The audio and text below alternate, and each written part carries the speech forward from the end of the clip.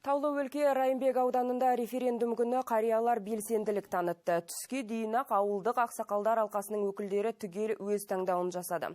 Дауыс бергендер қатарында ғасыр жасаған Раушан Нұрақынова да бар. Толығырақ келесі бейне материалда.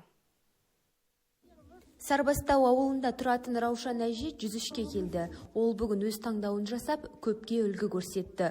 Ұрпақ үшін бұл сайлаудың орны ерекше екендігін айтып, батасын берді.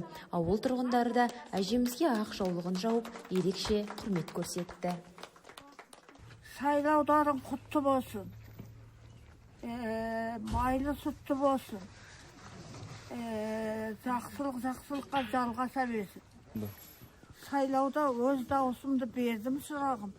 Әтей келдім балаларымды елеп, ескі жылда есіркесін деп, жаңа жылда жағылқасын деп.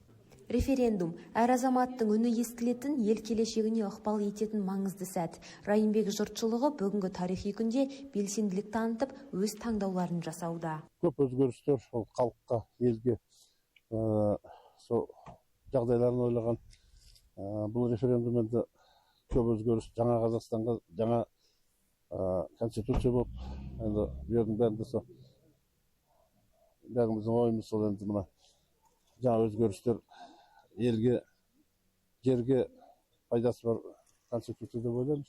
Бұл ерекше сайлау. Бұл сайлауға енді әр азаматтар өзінің ойын, пікірін талқылайтын шығар. Және мен өз ойымды талқыладым. Райымбек ауданында бүгінгі саяси маңызды науқанға тұрғындар жоғары белсенділікпен қатысып, бірлік пен жауапкершіліктің жарқын үлгісін көрсетті. Аяла Ұланқызы, Қонаев медиа.